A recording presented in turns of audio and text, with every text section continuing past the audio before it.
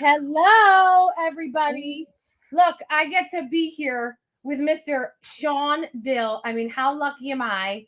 And today we get to stand in for the irreplaceable David Meltzer. So, welcome, everybody. Hi, Sean. What is up, Renee? You asked where I was. I'm in Laguna Niguel Ooh. here out in California. Oh, It's super excited to be here with you as always. This is going to be a blast. While Dave is still dialing in, he's still on that old AOL, he's dial-up dialing up. internet. He's Yeah, like, he's coming in. I'm sure we'll get Dave to jump in. Meanwhile, all of you guys, welcome to Office Hours with Renee and Sean. woo, woo. Brand new show. We're going to have amazing guests and we're going to have tons of fun. New branding, David. Sorry. Oh, I'm used to it. Oh, I want to shout out Gigi, our producer, running things in the back of house for us. Gigi, let's bring in Hike Chokyan from Ticket Monster. We got the one and only Hike with us. What's going on, Hike? Hey there, I'm doing great. How's it going? Well, we're Hi, doing Hike. awesome. And We're you didn't know what to expect here. You were like, I don't know what's going to happen, and we're excited to talk to you all about Ticket Monster, California's playful defense squad. And listen, I love this. I love this. Everybody who's watching, listen, you guys got to pay attention because there's nothing worse. I just actually drove up from LA to Mammoth. And you go through those little towns, right? So the speed limit's like 75 and then it goes boom, 35. And those little towns, that's how they make their money. They just boom, they light you up, ticket, and you're way out in the middle of nowhere. So you don't want to go back to Bishop, California to fight your ticket. So I'm super excited to learn how Ticket Monster is helping people to navigate this world when we find ourselves with maybe an unfair speeding ticket, just a touch over the limit. How does Ticket Monster come in and help people like me who have a little bit of a lead foot? Yeah, that's exactly right, Sean. California writes 3 million traffic tickets a year. We're a venture-backed AI startup that's focused on making the process for disputing those tickets extremely easy. So it takes 5 minutes on our website. You fill in a few key details, and we handle all of the rest. How we do it is actually a process called trial by written declaration. So it's just a written trial that you get to send into the court. The beauty of that is that if the police officer that wrote you the ticket doesn't do their own written trial, meaning they don't do their homework and write an essay and provide evidence, your ticket oftentimes gets automatically dismissed. So we're able to sort of use some of that bureaucratic process that's in place, as well as the power of AI and automation to make it so that we can fight your tickets for you very easily. And it's any infraction level ticket in California. So stop sign, red light, cell phone, speeding. There's all of these brand new traffic cameras now that just take pictures of you when you were, an inch over the meter line or driving 1 mile an hour too quickly. And so, yeah, that's the process that we help with. I have a question because I have to tell you guys, when I lived in California, it was my first day. We just moved there, okay? And I lived in Sherman Oaks, and I'm going to the Sherman Oaks Gallery to go to the gym. And I go to the gym, I come back, and I'm crossing the street. And you know how it's like the countdown. And it was like, I don't know, 10 seconds left. So I walk, and a cop stops me. Long story short, proceeds to give me a ticket. And I'm like, sir, it's my first day here. Can this be a warning? He was like, nope. I go to pay the ticket, $250. Wait, I'm like a New Yorker, right? So I'm used to jaywalking. I'm like, just go. So I was like, wait, this wasn't even jaywalking. I had 10 seconds. And he's like, you can't step foot on the street. Like you have to do it before the countdown, which was crazy to me. So my question is, does this also cover jaywalking? Yeah, we cover any infraction level ticket. We could help you with jaywalk. I've worked out in that 24-hour fitness in Sherman Oaks. Yes. Countless times, Renee. So sorry to hear that happen to you. And I hope for all of our customers that you never need our service, but we're here for you if it happens. Oh, man, I needed you 10 years ago. And look, California has technically forbidden police officers from having ticket writing quotas, but de facto, they still exist. There's an expectation that tickets are written. police officers are measured on it. It's not called a quota any longer, but it's pretty much unfair to the average California citizen and taxpayer. So we're here to help with that unfairness and help people out. Well, Hike, you were mentioning too this trial by declaration, and the police officer, they have to write their whole essay about what went on. What happens if they actually do write an essay? How does that mean that if I'm using Ticket Monster, I've lost, or what happens from that point? Oh yeah, great question. So over half the time they don't. So you just, according to our data, you just automatically win half the time, which is wonderful. You won't have to pay the ticket. You won't get any points on your license. That won't get reported to the DMV. It won't make your insurance premiums go up. Now, and just to wrap up, and I'll pass the baton to David. No, don't pass the baton to David. There's no baton. This is your show, Hike. No, this is still my show. I just don't show up in my own show. And Sean Dill is absolutely not in charge of telling anybody whether it's my show or not. He's seen very quickly. It could end up being Renee's show at this rate. That's fine with me. So even just to close the point, so even if the police officer does respond, which most of the time they don't, and results in automatic dismissal for you, the judge can still deliberate. And in California, traffic violations, the burden of proof is on the police officer, meaning you're innocent until proven guilty. We've all heard that. That's absolutely true for traffic tickets in California, meaning we hold the police officer to an extremely high burden to provide evidence that, say it's a speeding ticket, for example, of calibration of their radar gun, that they got a clean read, that they didn't read another vehicle that may have been next to you in traffic, and on and on. It's a very exhaustive list. In other words, we give them a 100-page homework assignment that makes it really, really difficult for them to complete. Even if they do, the judge still deliberates and still comes up with their own answer. It isn't an automatic loss. And as a matter of fact, we have a 93% win rate. Wow. That's incredible. Yeah, we provide our customers with all of their money back if we don't get your ticket dismissed. That's amazing. That is incredible. I need it. That's so smart. You're burying them in discovery. Sorry, Renee. No, I was just saying, David, you might have missed my story, but I had a jaywalking ticket when I lived in LA the first day I was there, and I was like mind blown. I go to pay the ticket, $250. So I could have used Ticket Monster. Oh, it's worse now. Yeah. Yeah. So 6G is you guys use a big firm philosophy of discovery so that nobody will answer all those questions, right? And then an appearance lawyer that shows up. So trial by declaration.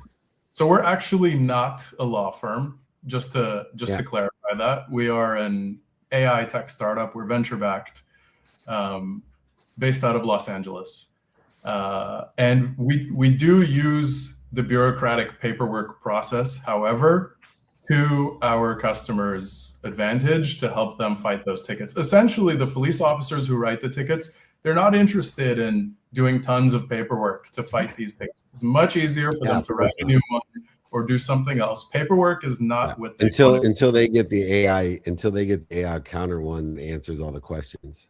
We'll see. We'll see if that comes to exist, and I doubt they'll be able to use it just due to compliance and regulation as a government employee. Yeah, there's nobody lazier than a cop, so that going for you for sure. Sean Dill told me that. He lives at 475 Hike, I got to say, this is just a tremendous service that you're providing. No, I did not say that was that was back in my rapping days. Oh, okay. Look, it wasn't always this easy. You know, we started as a B2B company prior to pivoting to Ticket Monster, which has been very successful. We built AI. Julie, write down ticketmonster.ai to get off of all your tickets. Julie goes, really? Ike, I think this is a phenomenal service that you're providing, and I hope that everybody in California jumps on this. What are the plans to expand into the other 49 states? So 7 other states have the similar paperwork process that we can utilize. Big states like Florida, smaller ones like Oregon, will definitely expand into them coming this year. Well, I think everybody is just chomping at the bit for Ticketmonster.ai to come to their state. If you're in California, well, that's one of the few things that you're actually lucky that you are in California. You've got the sun and you've got Ticketmonster.ai working for you. So make sure that you hit up Hike and his crew, and they'll make sure that they save you tons of money and they save you those points on your license. Hike, we look forward to seeing you, my friend. We'll be at SoFi on January 28th with Wolfgang Puck, Tim Story, and myself. I'll invite you to share your story at the stadium. We'll put you on a big stage with some big people. What a great solution that is. Ticketmonster.ai. Go take a hike with my friend, Hike Chokyon. Thank you so much for joining us. Thank you so much, folks. Thanks, Taking the lawyers out of business. Hi, guys. Happy New Year. Happy New Year. Sean decided, he looked at his calendar. He's like, oh shit, David's gonna know I'm around the block. Last minute, I'm gonna say, oh, I'm on the block. I'm gonna see you tomorrow. I'm gonna spend all day with you tomorrow. No, you're not. And tonight. And tonight. Julie's gonna join the show. All right. It's time for alley-oop.io. We got AIIO, ABC, alley-oop, alley-pop, alley-oop, ooh la la. Gabe is in the house. Lulo. Gabe. What's up, guys? How's everyone doing? Hi, Gabe. What's up, Gabe? Those Bills? How about those Bills? I know, right? We're excited. Yeah, it's about maybe the curse is over. I'm not sure, but we're praying for it. So. Yeah, well, Sean and I are IU fans, so we're in seventh heaven with our first national championship on the verge. Anyways, we're really excited about learning more about Alley Oop, and thank you for joining us. Of course, I've been in sales; it's a passion of mine for a long time, and the growth that you've been having. Training more than 8,000 sales professionals. What are some of the key components of Alley-oop as a sales development agency, being used by all these big companies that you're working with? Yeah, I mean, I think really right now, a lot of people are saying AI is going to rip and replace sales reps. And we don't feel that to be the case, but we do feel people who don't know how to use AI to enable, support, and really enhance the seller, those individuals definitely be replaced if they don't take it seriously. So we have, close to 200 sales reps on our sales floor, and we do 1 million cold calls a month. And so we still find that to be the best channel to cut through the noise. And we've been doubling down on it in a big, big way. Wow. Gabe, I love the name of your company, by the way. Alley-oop. It reminds me of like the 80s, like just that basketball reference. I don't know. I just love it. And I was on your site, and I really love that you have there what your core values are. And that one of them is empathy, which is definitely one of mine. And I'm curious to know what you believe or how you believe that core value of empathy plays a role in success of your clients. Well, I think it's the most important. And going back to AI, right? That's where AI is not hitting the ball, right? Because they don't have empathy. And so the human element is using empathy in the sales process. My biggest thing is like, listen, the last thing that you would want is someone who sounds like a salesperson to represent your brand. And, people aren't sales resistant. They love to buy nice things. Everyone likes to buy, but no one likes to be sold. And so if you can bring empathy into the conversation and into the dialogue and into the response to those prospects, that's where the magic happens. And so that's, we train our sellers to be best in class, and they move on, and we actually call them Alley-oop alumni. They leave us because they start off as setters, but then they move on to be closers or VPs or heads of operations or owners of companies. And so we've been doing this for so long that we see that happen. But to your point about the basketball term, I mean, the tagline is the ultimate assist, right? To throw that up and Who gets their name in lights? The guy who slam dunks it. Who gets the points? The guy everyone loves the guy who did the dunk. But if you don't throw the ball perfectly, it's not an alley-oop. So we know our role. Our role is we're the ultimate assist. The client wins, we prospect, and that's how the term came out. It's so good. Congrats. Thanks. Yeah, Gabe, as Dave was mentioning earlier, you've worked with many huge companies like ZoomInfo, SalesLoft, Adobe, and this show attracts a wide array of audience from, the C-suites all the way to people just starting up, people that maybe even are in idea incubation stage. Tell us how Alley-Oop can serve regardless of where we are, starting up, getting started, growth mode, or even all the way to these large corporations.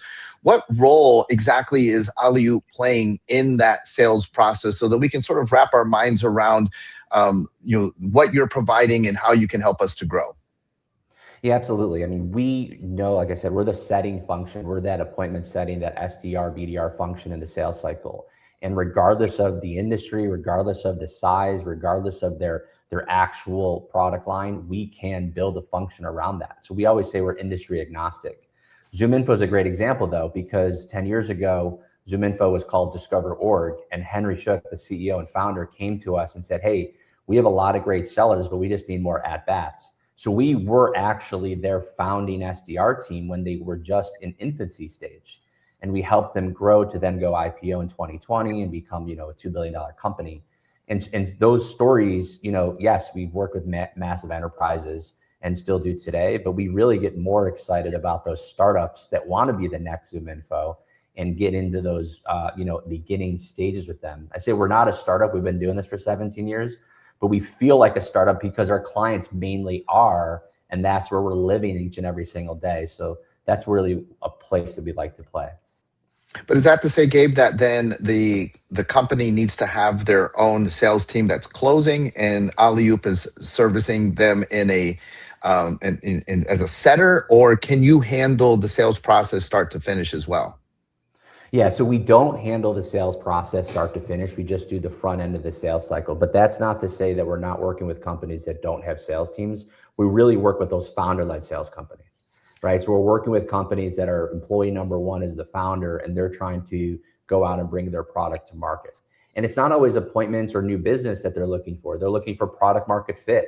They're looking for what are their competitors doing. They're looking to make sure their features are rich. So they're looking to raise money. So there's a lot more data points that we find when we're having these conversations instead of just generating revenue. Of course, that's a North Star for every company, but depending on where they sit within their beginning stages, they may just want accurate data or whether or not they are even priced right in the market. And so that's where we usually work with when they don't have full cycle sales teams already built in. I love it. Good on you. Renee, this is a great thing. Yeah, Gabe, that's so great for being so clear on how you guys are niched. And I love that you asked that, Sean, and that you confidently just shared, like, no, we don't do the whole sales process. This is what our focus is. Really good on you. And I think that is why you are so successful. So thank you for sharing that with us. Yeah, for sure. Thank you for having me. I think maybe one point as I was listening in there too is that people with AI, people don't want to be sold. It's such an important thing to understand. They want to go shopping with you, and it's a different philosophy. And if you're not using AI, people shouldn't worry about AI taking their jobs. They should more worry about it taking your money if you're not using it. And I really believe that it's here to make humans more human. And we are human. We're better salespeople because we're shopping with people. Don't go shopping with Renee. It'll cost you too much. Shop more on my side of the fence. I buy fake purses and fake watches. I'm way cheaper to shop with. So no, David, I'm a bargain shopper. Okay, the only thing that my husband, my wife is too. My wife's a bargain shopper. This is a $10,000 dress that I got for $2,000. It's still $2,000, Renee. You look good, girl. I don't know. I was checking your watch out, David. I'm not sure if that's a fake one or not. We'll see. Yeah, right. Oh, trust me. I got the king. I just got back from Dubai. I got APs, Richard Mille. People think I'm super rich. I give them away. It's awesome. Give one to me, Dave. I need one. I'll bring one. I'll bring. It's my birthday, and I'm going to bring you a present. You got it. Thanks for not inviting me to Naples for the golf tournament again, into IU. So I can't wait to see. What even are we talking about? What's going Mark on? Murphy. We're talking about Christian watches. golf. We're talking golf. about watches. All-day golf tournament. Christian golf. Well, I don't think I'm invited. Christian Galt, why didn't you invite me? I don't even know what we're doing. I'm not invited to the golf tournament. He lies. I love you, man. Gabe, come back on our other shows. Come visit us. And I think the Bills are going to the Super Bowl. I hope, man. Thanks so much, guys. Great to see you. We'll see you there. Great job, Gabe. All right. Take care. I'm here as a disruptor. That's You I'm are. already cracking Hannah. Hannah's cracking up in the background. This is going to be good. I've dropped off of the show 3 times already. Just left Florida, and Hannah's in Boca. Maybe she'll come to Mar-a-Lago with me. Are you coming to Mar-a-Lago with me? Me? I mean, Both of sure, you guys. I would. All right. Hannah, you're invited, and we'll get my team on it. Sean, you're coming to Mar-a-Lago next week. Yeah, I want to go to Not the Mar-a-Lago. Is it black tie? No, but it's Okay. going to be a killer event. And Renee, are you coming? I mean, I didn't even know about it. So where's the Well, we're going to be invite? in New York. We're going to be in New York too. We'll be in New York Tuesday, Wednesday, and then Thursday at Mar-a-Lago, and then come back to San Diego Friday with me and Marshall Falk. It's a busy week. Oh, I love it. All right. I'm sending Okay. information to all 3 of you, but enough about you. Let's talk about our friend Hannah. She's been waiting in the wing. Hannah Herbst. She's founder and CEO at Golden Hour Medical and Auto TQ, and the automated tourniquet. I have no idea what that is, but we're about to find out. What does that word tourniquet mean? What are you talking about? You know all about tourniquets. Dave, back in the day. A tourniquet? Is it a tourniquet? Yes. Is that a That's right. tourniquet? Yes. I just did that to make Sean look good, right, Sean? Right, Sean? Thank you so much. Thank you so much. They're gonna take away my honorary doctorate. I swear to God, I don't know how to spell. Oh my God. Oh, No, my sister went to the Ivy Leagues. Are like, my brother's a fucking idiot. Anyway, I get what a tourniquet is, but I have no idea why you would want an tourniquet. Well, we're about to Help find me out. out, Hannah. Why do I want an automated tourniquet? That's a great question. So tourniquet is a hard word to say. It took me a long time to learn how to say that word, but basically it's a It took me a longer time. Trust me. I If don't know about that. if Dr. Dill was here, I'm not sure Renee and I could handle it. No. Well, a tourniquet, for those of you who don't know, is a 2,000-year-old compression device. And basically all you do is you put it above a site of bleeding on an arm or a leg, and then it squeezes arteries and veins to stop the flow of blood. And I'm surprised always at how many people don't know who that is, but it is really a life-saving tool. Like, it is the first intervention if you see someone bleeding out to sort of apply. The problem with conventional tourniquets is they were not designed for bystanders to use. They were designed for professionals. And so Auto TQ is really the first tourniquet that provides both the tools and the training for anyone to jump in and stop the bleed after they train with our tool. So it's easy to use. This is pretty much the whole deal with Auto TQ. So I don't have That's to rip out my incredible. shirt So and I don't have to take my belt off and squeeze my belt over the arm like the TV shows. That is one way to do it. And very few people can do that, but I'm sure you could. But yeah, some people really struggle I with can't that. even But, spell it. I can't do it. I'd faint if I saw someone bleeding like that. I'm worthless. Hannah, is this available for anyone anywhere in the world, in the US? Is this accessible? I'd love to hear about that. yes, so it is available now all throughout the United States. It's FDA registered, patented, assembled in the US. So it's fully on the market now, which is so fun and amazing. Wow. So that's for like people who have an issue of their blood not coagulating. Is that correct? Like if you get a cut and you continue to bleed and bleed and bleed, this would be something that's really valuable, especially for that individual. Exactly. Yes, that's exactly right. So you always try direct pressure first. And in a lot of cases, direct pressure on a bleed isn't enough. And that's when you would apply a tourniquet. Great. Dave, did you see that? Maybe I should get a doctorate. Do you hear the word I use? Coagulate. Sean got me one. He got you one. He's like the Wizard of Oz. I can definitely get Renee. Renee. I can get Renee one. It's no problem. That's no problem. Your Hannah, parents this will be is proud. Hannah, this is a phenomenal service to humanity. Much like we're beginning to see the AED, the defibrillator panels in airports and public places. What is the initiative? What's the movement to get your tourniquet, your automated tourniquet, available? Because I don't imagine this is something that a David Meltzer, Renee, or a Sean is just carrying around in our pocket. So we have to make these things available to the general public readily in the case of some sort of an accident or an incident. Although it does sound like a phenomenal tool to have in your car in case something were to happen. But what initiatives do you have underway to kind of make this mass available to all of us? That's a great question, Sean. And we have a lot of different initiatives going on. Like you said, we have a lot of people that just put them in their cars and are ready. And we love working with people like that because those are the people that are willing to jump in and help at a moment's notice. We also envision auto TQ, like you're saying, next to every AED. So we think it should be something where people can grab it, apply it, and save a life. And it's just not a question to us. Like, we don't want people to guess in a moment that's scary and panicked. We want them to know that they can control bleeding and save someone. Wow. Hannah, just to finish up, I want to recognize you in all seriousness.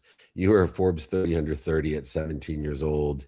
You created a company with a low-cost antibacterial wound dressing for post-operative patients. That's a pretty big project for a 17-year-old. I'm curious, what exposure did you have to the space that you would even be able to recognize an opportunity and then develop a product like that and then execute on it? Did you actually exit that business? No, so that business was actually based on my science fair project as a high school student. And I got into medical devices initially from sort of a really hard time in my life when both my parents got cancer. And I was in the hospital a lot with them. And thank God they're both doing well. They survived. They're doing amazing. But it was a terrifying time. And I realized how much devices really equip physicians and people who help patients to save their lives. And that's what got me initially interested in it. And now to build Auto TQ and commercialize it is a dream of a lifetime, and I'm honored to be able to do it. Wow. We're honored to have you. What an honor to meet you, and what an honor to hear your story. Really, so incredible, and this is such a gift to the world. So thank you. Oh, thank you. I love the show, and I'm very grateful for the opportunity to be on and all the work you guys do. So thank you. It's because of these two that make me look good. I'm just here for entertainment purposes. So thank you so much for acknowledging my humor and my incredible spelling techniques and pronunciation expertises.